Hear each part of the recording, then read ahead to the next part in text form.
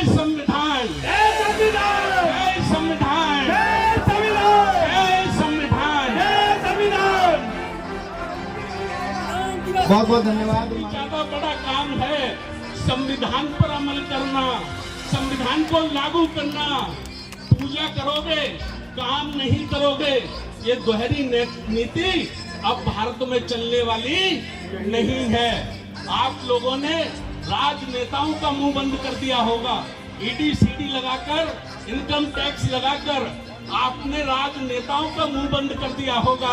आप भारत के 100 करोड़ 150 करोड़ लोगों का मुंह बंद नहीं कर सकता। धर्म का व्यक्ति है, यदि वो भारत की आजादी से प्यार करता है, भारत के लोकतंत्र से प्यार करता है और इस देश को अखंड और मजबूत देखना चाहता है, तो राजतंत्र की निशानी संगोल का लोकतंत्र के मंदिर संसद भवन में कोई स्थान नहीं। बात हम लोग इस जंतर मंत्र के माध्यम से सरकारों को चेतावनी देने के लिए आए हैं कि आपने संविधान पर अमल नहीं किया, संविधान के विरोध में काम किया, तो बाबा साहब डॉक्टर अंबेडकर को मानने वाले लोग आपको संविधान तक नहीं पहुंचने देंगे। संविधान आपके पास नहीं रहेगा। ये सोई हुई कौम खड़ी हो जाएगी और इस देश का कारोबार अपने हाथ में ले लेगी, संविधान अपने हाथ में ले लेगी।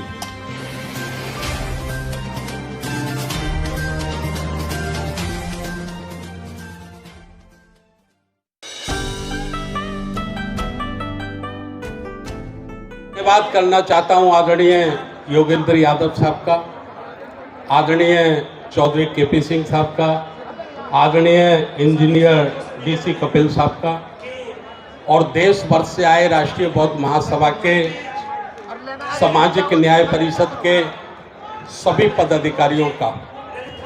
देखिए, मैं 5-7 मिनट अपनी बात कहूँगा बस। प्रशासन ने हमको 2 बजे तक का टाइम दिया है। हम लोग संविधान में यकीन करते हैं, कानून में यकीन करते हैं, इसलिए हम समय से पहले अपने प्रोग्राम को ख़त्म करेंगे। 3 बातें आपको बताना चाहता हूँ। सबसे पहला, हमने 26 नवंबर का दिन क्यों चुना? 26 नवंबर को ही हमें जो अलोकतांत्रिक व्यवस्था कायम की जा रही है, जो गैर संवैधानिक काम किए जा रहे हैं, उनका विरोध करने के लिए हमने 26 नवंबर को क्यों चुना, ये कारण मैं आपको बताना चाहता हूं।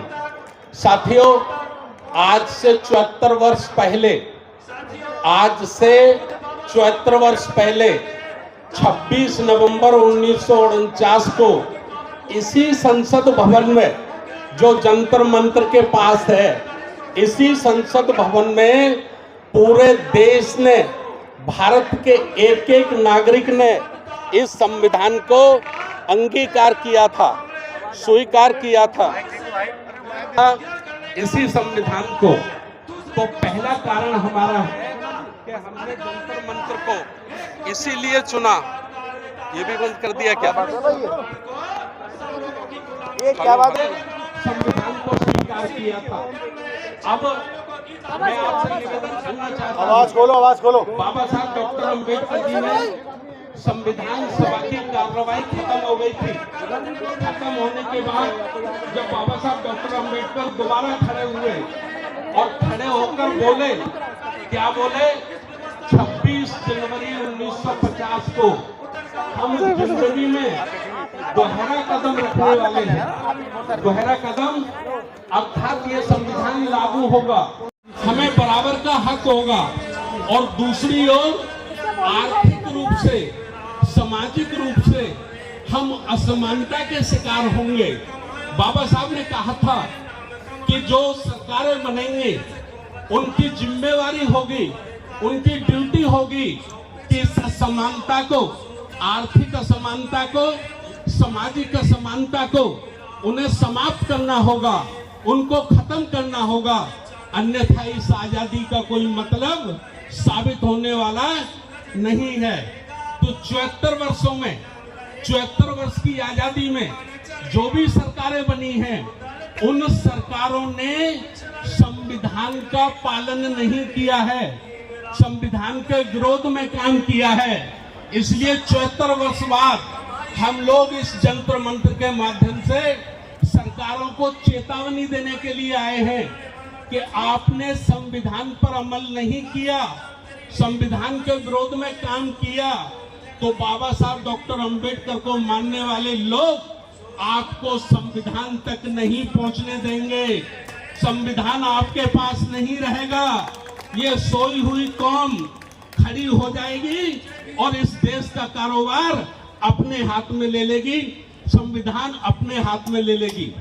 हमारी 10 मांगे हैं, उनमें एक मांग है संगोल राजदंड को संसद भवन से हटाया जाए। यह हमारी मांग क्यों है?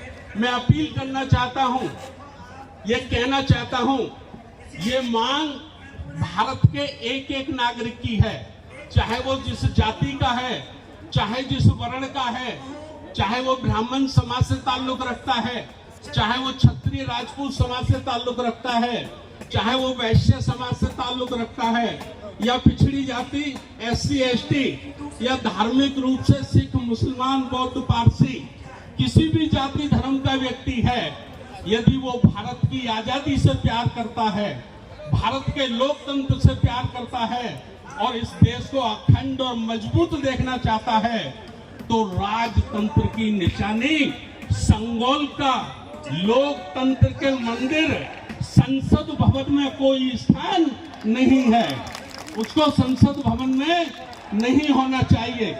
अगर किसी की आस्था उससे जुड़ी है तो आप लोग राम मंदिर बना रहे हैं, बहुत भव्य राम मंदिर बना रहे हैं, आप राम मंदिर में लगा दीजिए उसको, हम आपका स्वागत करते हैं, सम्मान करते हैं, हमें कोई ऐतराज नहीं है। और उससे ज्यादा प्रेम है, इससे भी ज्यादा प्रेम है तो आपका हेडक्वार्टर है नागपुर में, आप नागपुर में अपने हेडक्वार्टर में लगा लीजिए, हमें उसका कोई ऐतराज नहीं है, हम आपका सम्मान करते हैं। लेकिन ये जो संसद है ये 140 करोड़ लोगों की आस्था का केंद्र है, ये लोकतंत्र का मंदिर है।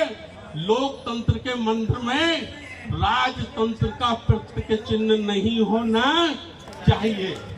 वो किसी भी समाज का व्यक्ति है, अगर देश की आजादी से प्यार करता है तो इसको इसका विरोध करना चाहिए। तो हमारी ये मांगे हैं और इसीलिए हमने नारा दिया है, संविधान बचाओ देश बचाओ, लोकतंत्र बचाओ देश बचाओ। ये लड़ाई किसी राजनीतिक पार्टी की नहीं है, हम लोग गैर राजनीतिक हैं, लेकिन ये लड़ाई व्यवस्था की है, ये प्रश्न व्यवस्था का है।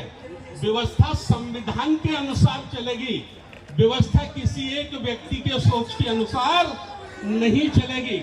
जो संविधान कहेगा वही हमको मानना होगा। दूसरा हमारा निजीकरण, आप देश की संपत्ति को 1, 8, 10 व्यापारियों के उद्योगपतियों के हाथों बेच रहे हैं। आप देखिए 20 व्यापारी भारत का लाखों करोड़ों रुपया लेकर विदेशों में भाग गए हैं। देश की संपत्ति लेकर अनेक लोग विदेशों में भाग गए हैं। क्या गारंटी है कि अदानी और अंबानी विदेश नहीं भागेगा? कौन सी गारंटी है? अगर आप सारी देश की संपत्ति अदानी और अंबानी को दे देंगे और ये फिर चाइना, चीन, अमेरिका, अफ्रीका को बेचकर भाग गया तो देश का नुकसान होगा, भारत के एक एक व्यक्ति का नुकसान होगा। इसलिए निजीकरण को बंद किया जाना चाहिए, राष्ट्रीय शिक्षा का राष्ट्रीयकरण किया जाना चाहिए।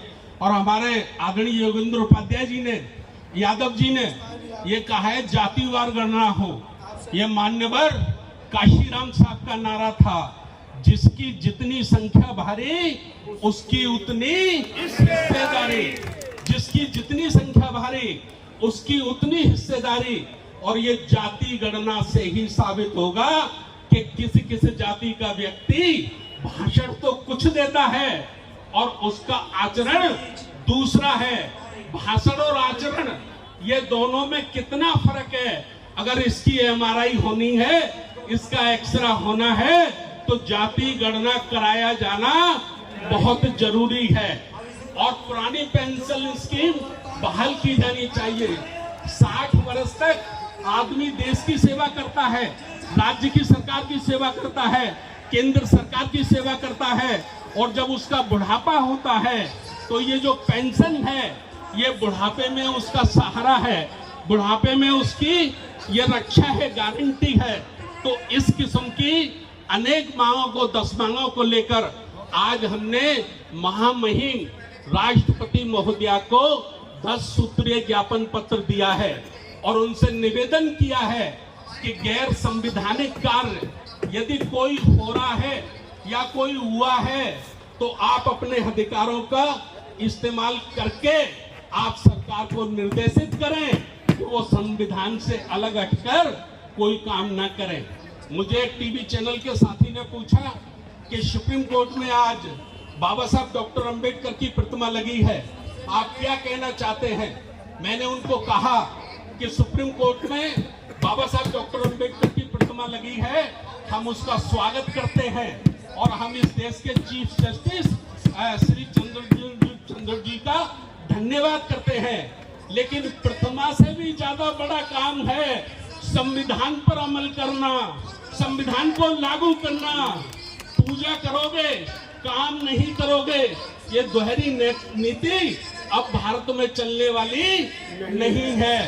आप लोगों ने राजनेताओं का मुंह बंद कर दिया होगा, ईडी सीडी लगाकर, इनकम टैक्स लगाकर आपने राजनेताओं का मुंह बंद कर दिया होगा।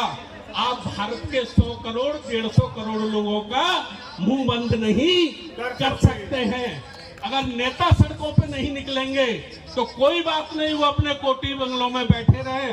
साहू फूले अंबेडकर और बुद्ध और कांशी राम को मानने वाले लोग सड़कों पे निकलेंगे।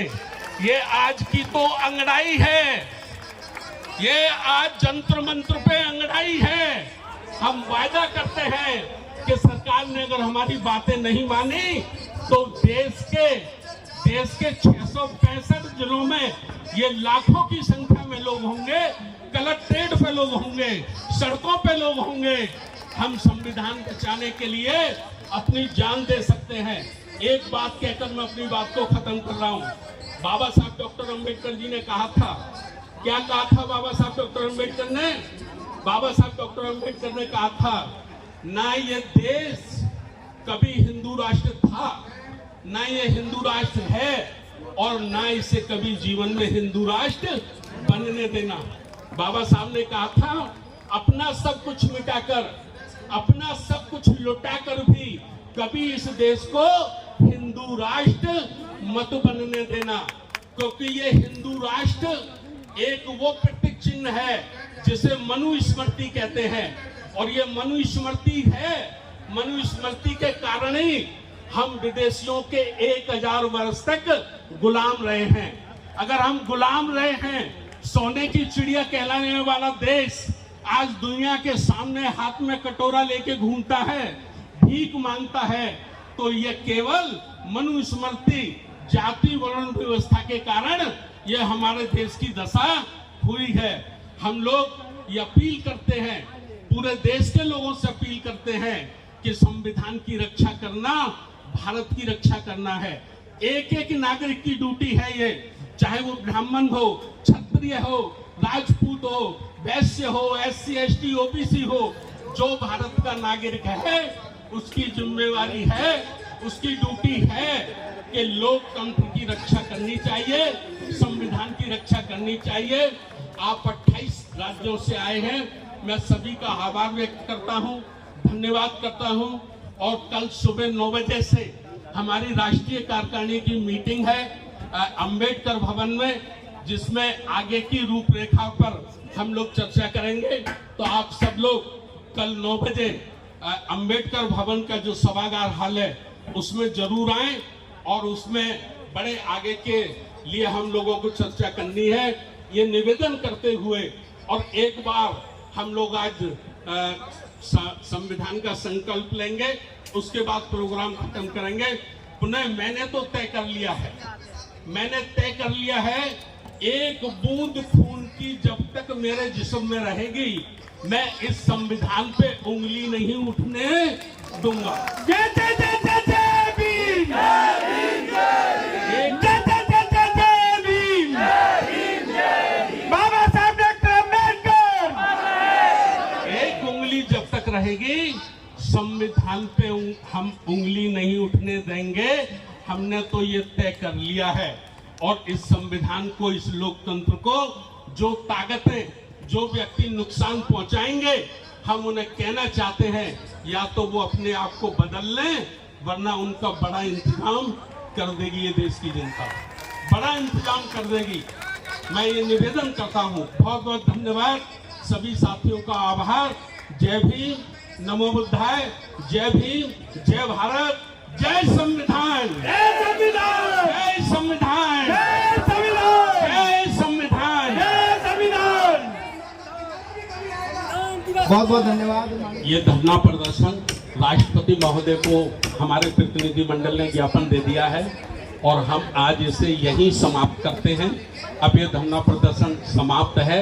आप सब लोगों से निवेदन है कि कानून का पालन करते हुए, जैसे जैसे आप लोग आए हैं, बिल्कुल जो पुलिस गाइडलाइन करती है, जो प्रशासन आपको बताता है, उसका 100% पालन करते हुए, अमल करते हुए आप अपने अपने स्थानों के लिए प्रस्थान करें।